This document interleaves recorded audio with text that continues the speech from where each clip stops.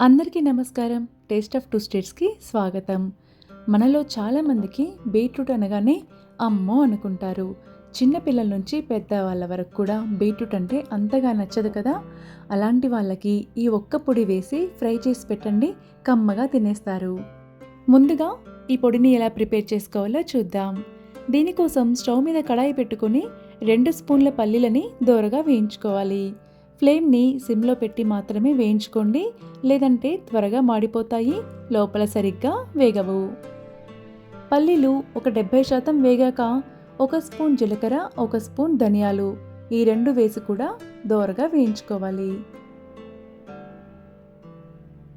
జీలకర్ర ధనియాలు కాస్త వేగుతుండగా 6 లేదా 7 వెల్లుల్లిపాయలను కూడా వేసుకోవాలి. వెల్లుల్లి వల్ల కర్రీకి మంచి ఫ్లేవర్ వస్తుంది.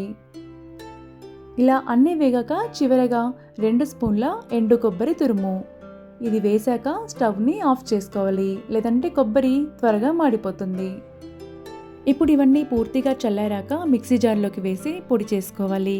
వేడిగా ఉన్నప్పుడు గ్రైండ్ చేసుకుంటే ముద్దలాగా వస్తుందండి, అందుకే పూర్తిగా చల్లారాక పొడి చేసుకోవాలి. చూసారా ఎంత పొడి పొడిగా వచ్చిందో. ఇప్పుడు దీన్ని కాసేపు పక్కన పెట్టుకోవాలి. స్టవ్ మీద కడాయి పెట్టుకొని 5 లేదా 6 స్పూన్ల ఆయిల్ వేసి వేడి చేసుకోవాలి. నూనె వేడెక్కగానే 1 స్పూన్ మినప్పప్పు, 1 స్పూన్ శనగపప్పు, పప్పులు కాస్త ఎక్కువ ఉంటే బాగుంటుందండి.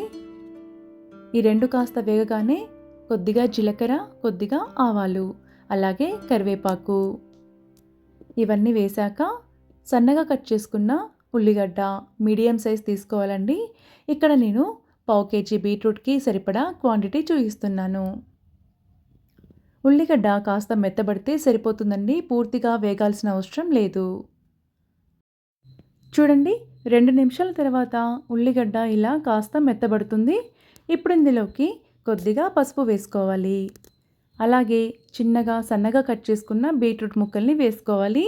బీట్రూట్ ఇలా చిన్న చిన్నగా కట్ చేసుకుంటే రోటీ కానీ చపాతీ పుల్కాలోకి తినడానికి వీలుగా ఉంటుంది.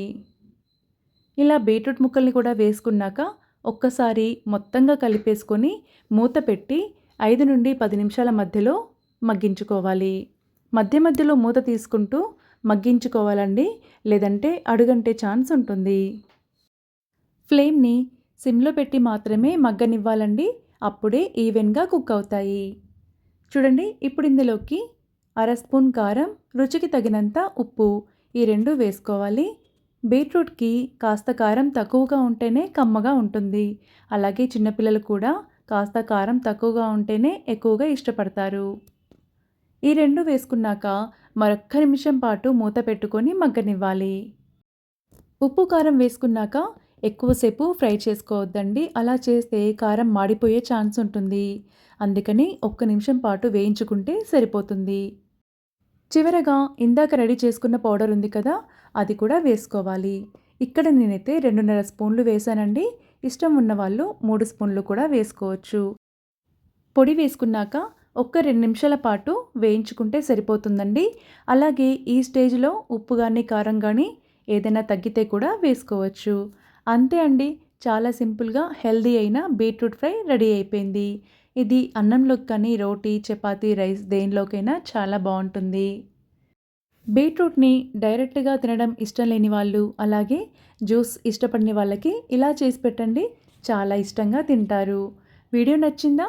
ఒక లైక్ చేయండి, షేర్ చేయండి, సబ్స్క్రైబ్ చేసుకోండి. మరి ఇంత హెల్దీ రెసిపీని మీ ఫ్రెండ్స్ అండ్ రిలేటివ్స్కి షేర్ చేయడం మర్చిపోవద్దు. Thank you for watching.